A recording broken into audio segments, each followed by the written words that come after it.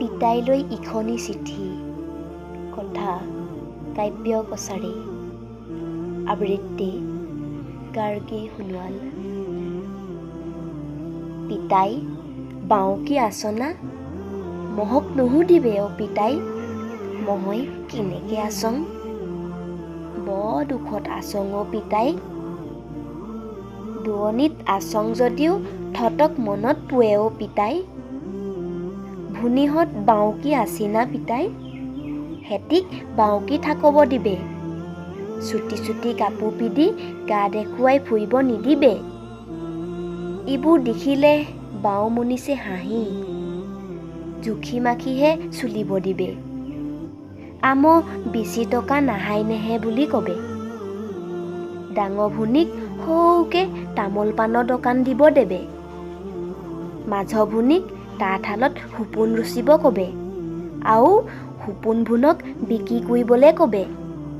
লাজ কৰিব নিদিবে, লাজ কৰিবলগীয়া একো নাহাই। সৌ পৰাই মুনিছে ডাঙৰ হয়, সৌ ভুনিক খুব দৌ মাৰি থাকব দিবে। দৌ মাৰিয়ে আনক বাহ বুটলিব লাগব।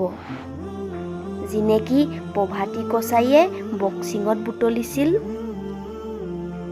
আইলৈ বৰক মনত পৰিছে অ পিতাই।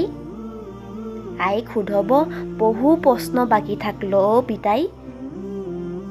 মুনিছ জীৱনৰ বিষয়ে, মুনিছে কোৱা সংগ্ৰামৰ বিষয়ে, কিমান কষ্ট বিনিময়ত মুনিছ উঠত হাঁহি বিৰিঙে, কিহক মুনিছ দুচকুত চকুলো নিগয়ে, কিহক মুনিছ হৃদয়ো কঠিন শিল হৈ পৰি, কিহক বহুতৰে সপোনবোৰ মৰিচিকা হৈ পৰি।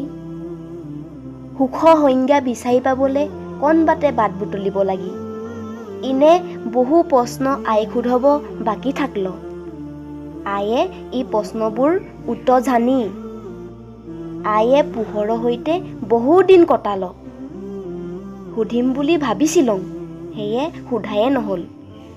নিয়তি বিধান সোধা আগতে আয়ে এন্ধা বাটে খোজ ল'ল। আমক আয়ে কিহক এৰি থৈ গ'ল কি পিতাই? জীৱনত ইধানি জনাক বিচাৰি ফুৰিছং অ পিতাই। পোৱা নাহাই অ পিতাই, পোৱা নাহাই। মহই ভাগৰি পৰিছোং অ পিতাই। কিমান যুঁজিম আৰু জীৱন সংগ্ৰামৰ সৈতে, আজিলৈকে চৰকাৰী চাকৰি এটাও নাপালং। জাতি মাটি ভেটি, আস্থা নিষ্ঠা সততা, নিবনুৱা সংস্থাপনৰ বিষয়ত মাটি কুপুৱা উদাত্ত কণ্ঠবোৰৰ ভাষণ শুনি কিমান হেঁপাহে বিজেপিক ভোট দিছিলুং। ভাবিছিলুং ইবাৰ চাকৰি এটা পাম, পিছে চৰকাৰে একো এটা কৰিব পৰা নাহাই। মহৰ দৰেই ২৬ লাখ নিবনুৱাই এতিয়া ৰাতি ৰাতি চকুলো টুকিছি পিতাই। আজি আৰু নিলিখং চাগে, বহু কথাই কলং। অ পিতাই, আৰু এটা কথা থাকি গ'ল। মহই বাও পোৱা ছোৱালীজনীয়ে মহক এৰি থৈ গ'লহি। মহই হেনো বৰ দুখীয়া পিতাই।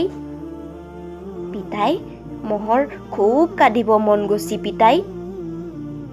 তথি বাউকী থাকিবে দে পিতাই, মাজে মাজে মহলৈ চিঠি লিখি থাকবে। তহৰ চেনেহ কাব্য কছাৰী।